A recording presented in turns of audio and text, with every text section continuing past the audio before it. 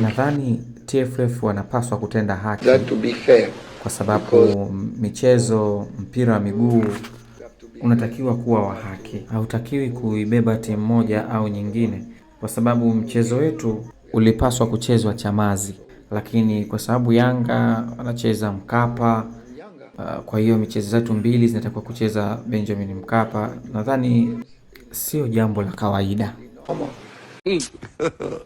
Sisi tulishachagua mechi hii itachezewa Mkapa, yani kabla msimu haujaanza, lakini hapo katikati pakatoka taarifa kwamba serikali imesema uwanja wa Mkapa utafungwa kwa ajili ya ukarabati. Sasa kama umefungwa nje unafungwa, wanafanyaje?